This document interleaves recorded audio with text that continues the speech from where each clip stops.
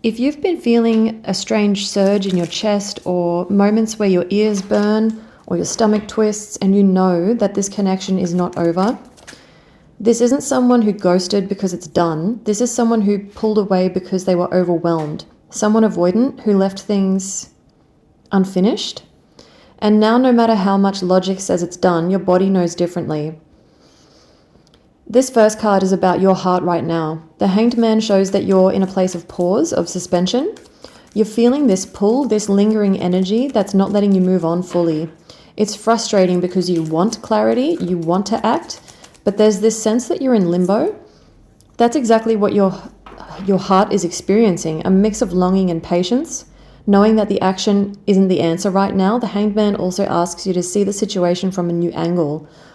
What looks like waiting is not wasted, it's perspective gathering. You're learning to hold your heart without collapsing it. Here we see the Seven of Wands, which points to the fight inside you. There's a part of you that wants to defend your feelings, to stand your ground, but you're exhausted. You've been on high alert, trying not to feel too much, not to get hurt, but at the same time, your instincts are telling you something isn't finished here. This card is your fear surfacing, the fear of rejection, of being left behind, of not being chosen.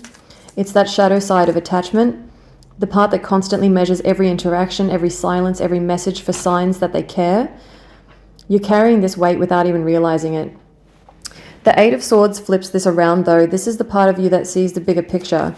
Even though it feels like your heart is trapped, your higher self knows that you're not powerless. You've been spinning in confusion and self-doubt, but this card is a reminder. Clarity is there if you choose to see it.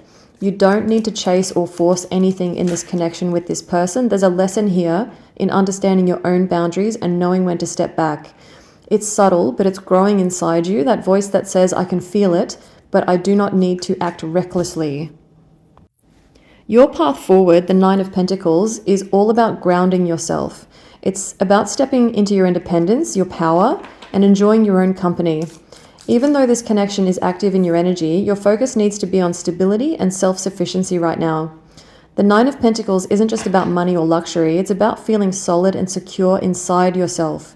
If you can cultivate that inner resourcefulness now, you'll navigate whatever comes next from a place of strength rather than desperation. So now we're moving into their energy, and the Lovers shows that at heart, they do care. There's genuine emotion and longing, even if they don't know how to express it. This person feels a connection to you on a deeper level, a sense of partnership that they're terrified of sustaining though. Their withdrawal is not about lack of feeling, it's about overwhelm and a fear of making a mistake that could damage what's there or even hurt you. They may have told you that. Even in silence, their heart is tangled with yours, which explains why this energy keeps tugging at you. The Chariot here represents their fear of direction and control. They're struggling with whether they can manage the intensity of this connection or even align their own actions with what they feel for you. The Chariot is forward movement, but they're stuck between wanting to charge ahead and fearing they'll lose control or make a mess. That's their block. Their avoidance is protective, not permanent. It's them trying to hold themselves together instead of reaching out and risking emotional exposure with you. Their subconscious is a mix of yearning and anxiety with the Four of Wands.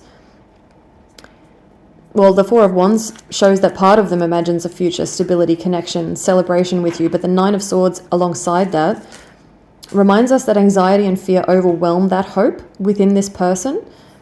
They wake up at night worrying, second-guessing, thinking about what could go wrong. You might see them online, like their last timestamp might be a weird time in the morning or really late at night.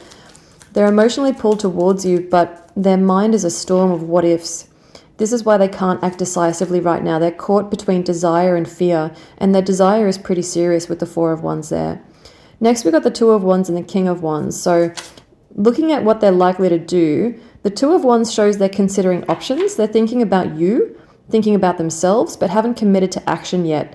The King of Wands adds a layer of self-mastery though, so they may act boldly eventually, but right now they're in the planning and hesitating stage. They might reach out or they might not. Either way, they're strategizing internally. This explains the push and pull that you've been feeling within you as well. The current energy between you is stagnant with the Four of Cups. it's reflective, a bit frustrated. Like both of you feel the tension, the longing, the unspoken feelings, and there's a sense of something missing that neither of you can name perfectly. This card is the heart of the energetic thread. You're both aware that there's unfinished business, but neither is forcing it. The connection exists quietly under the surface in these subtle tugs that you can feel physically and emotionally. The Devil card here reminds us that this connection is about facing attachment, temptation, and patterns that bind us to each other. Something about this connection has taught both of you about emotional dependency, avoidance, and the ways you get stuck repeating cycles. You may have run from this because you felt unsafe in this connection, and they probably ran because they felt like they were hurting you. The card, this is the card that flew out, so it reinforces that it's impossible to fully control this lesson.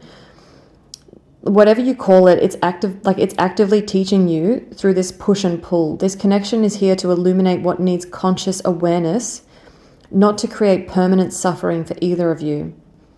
Temperance shows that the next few weeks will bring a balancing phase to this connection.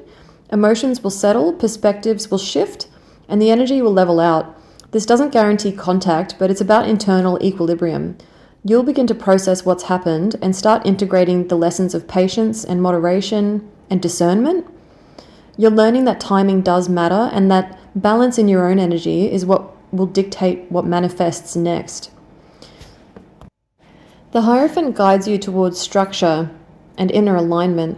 Over the longer term, this connection, if it continues, will either formalize in some way or remain a profound teacher for both of you.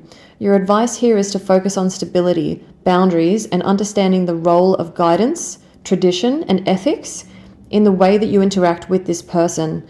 You're being reminded to approach this connection with respect for the natural flow rather than trying to force it.